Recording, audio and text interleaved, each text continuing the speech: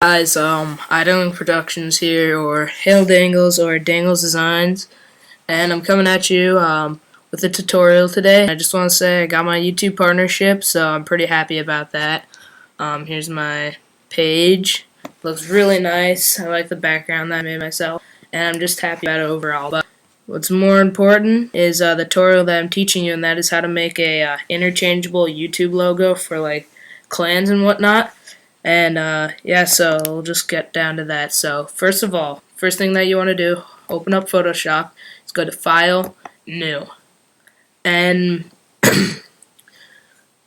let's open it up. Come on, computer's been slow today. And so for the width, make it 800 and height 800, so it's a perfect square.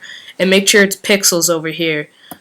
You can see there's inches, centimeters, millimeters. Go to pixels, guys. That's very important. Have it 800 pixels by 800 pixels. So you're just going to click OK. And you should get loads a nice looking square. So go to this layer over here and just double click it to get rid of that locked icon so that you can do stuff to the background. Just press OK. Doesn't matter. And the first thing that you're gonna want to do, go to your primary color here and make it like a nice looking gray, pretty light gray, all the way to the far left and just up. And then the second color is gonna be sort of darker. Don't make it black. Make it sort of like lower in the middle. I used 5B, 5B, 5B. You guys could use the same thing. And for the primary, it was 9E, 9E. 9E. You just type that in down there. Okay, and you're going to go to the paint bucket tool, if it's not already a gradient tool, and just click and hold, and now scroll over to gradient tool, and you have that. And now up here, yours will probably be, at this one, make it the circle. And we're going to go to what you think is like the center of the page, and hold shift down, click, and drag to the left. That way, like, it makes a straight line, you know. Just nice cross, and let go, and it should turn out, you know, it looks pretty nice. Have a nice basis. Maybe I could make the brightness, make it more bright. Like, look, if I drag it only a little bit, see there's only, it's a very small circle. The more you drag it, the bigger the circle gets. So I'm gonna have mine there. That looks really nice. And now what you want to do, you want to have your logo already set up. Like this clan's, it's going to be HUD. I made a background for WP HUD, and I already had that logo, the font pre-made. So you're going to create a new layer, and you're going to go to File, open up your logo. This is the one that I had. And if you haven't already, just cut out the backings and stuff and get it ready. Or you can just type a logo with the text. But I made mine in Cinema 4D.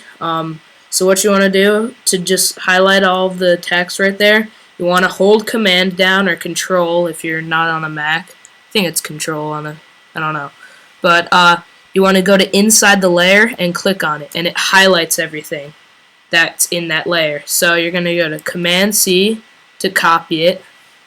And then on the new layer, make sure you create a new layer by clicking on this button right here. You're going to paste it in. So yeah, that's a good size. We're going to end up turning it later on, tilting it sideways, but that's good for now.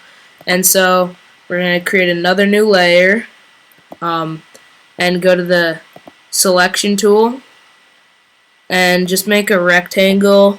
It's probably a good width right there. And this is where the name's going to go. And so now what we're going to do on that new layer, we're going to go to the primary color and change it all the way darkest black that you can. And we're going to hold down the gradient, go to Paint Bucket tool, and fill that in. And now to deselect, go to Command D, deselect.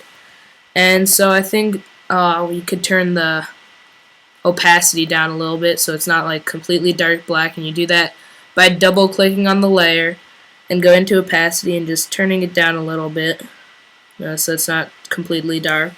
75 looks good, and maybe you can add a stroke. Let's see what stroke to this would look like.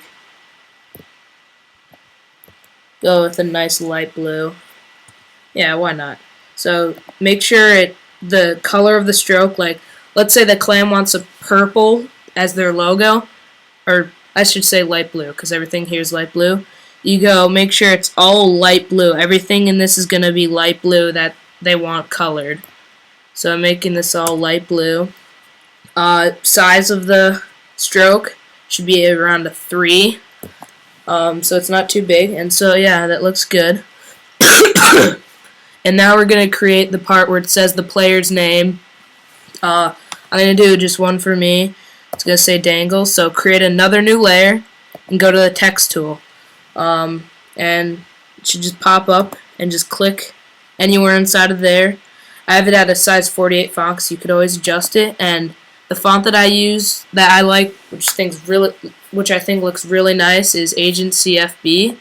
So you want to click on that, and then go to the style and make it bold if you're going to do Agent CFB. And the text color should be light blue. So you want to go to the dropper and just pick a light blue. So it just goes with everything. And I'm just going to type in all capitals dangles. So just going to go to the moving tool. Move it to the center. Move it over with the arrow keys a little bit. And I think since I'm going to make it a lot bigger, I want to drag it down to there. Go to Edit, Transform, Scale. And hold down Shift. So if I don't hold down Shift and I want to drag it up, it looks sort of out of shape. If you hold down Shift, even if I drag it way over here, everything stays in sort of like the same aspect ratio. So it looks really nice and clean. And yeah, just move it to like, here, I'm going to move it over a little bit. That looks good. And now what we're going to do, we're going to add a cool effect to the font. Double click on the layer, go to Gradient Overlay, and for the style right here, you want to click Reflected, and over here check mark the reverse. So then we're going to just press OK. Make sure to change the primary to the light blue. Wow, I clicked on to that light blue, drag it up to the far corner, and we're just gonna double click once again on this, go to Gradient Overlay, and click on the gradient here. Go to the white color, change the white, and use the dropper tool over here to that light blue. Press OK, and now we go to the black. Dropper again to the light blue, and yeah, that looks normal. But what we want to do, stay on the far right side and just drag it down so it's like the dark shade of that light blue, and right there a little bit below the middle, and see how it's like dark then light then dark, and I think that just looks really nice and clean. So press OK, press OK, press OK. And so what we have here looks pretty nice. Maybe we could make the stroke a little bit bigger on this. Just check it out. 6 looks good. And what we're gonna do, we're gonna move everything. We're gonna move this black line, or grayish line I should say, and the dangles up a little bit so it's closer to the HUD. And so you're gonna click the lower layer, hold down Shift, and then click the upper layer. And see how both of these layers are now highlighted. We're just gonna move it up a little bit. Hold down Shift so that it stays even. Just slide it up. And what we're gonna do, we're gonna tilt all of this just to make it a little more interesting. But first, if you were to tilt the bar right now, go to Edit, Transform, and Rotate. I rotated it, but see how there's there's missing space here, it doesn't fully extend. What you want to do first is go to Edit, Transform, Scale, and move these out. You can do it a lot just to be safe. So I didn't do it to the other side. Make sure to do it to both sides. And just press Enter. And we're going to highlight all 3 of these layers. So once again, go to the bottom layer, hold down Shift, and then go to the top layer. And that highlights all of them, so they all move as one. Then go to Edit, Transform, and Rotate. And now we're going to rotate it up a little bit. I'm going to move it. Just looks nice. And see how when I tilted it, the dangles, the font, the gradient overlay was at a 90-degree angle, so it's still at that 90-degree angle, but the font has actually been turned to like a 110 degree, no, more than that. Like, let's play around with it. The settings, like a 103 degrees. So you move this angle. See, when I move it, now it's like dark from there to there. Just move it so that it looks like it's lined up with the text pretty well. Move it a little bit more up. And yeah, that looks good. So I've created the logo for Dangles. But the other players in the clan needs logos. So first of all, let's just say you want to save this as a Photoshop document. Save it as a PSD. Let me just move this a little bit. So you go to File, Save As, and hold on. Make sure it's the Photoshop format at Format Photoshop, and you know where you save it to.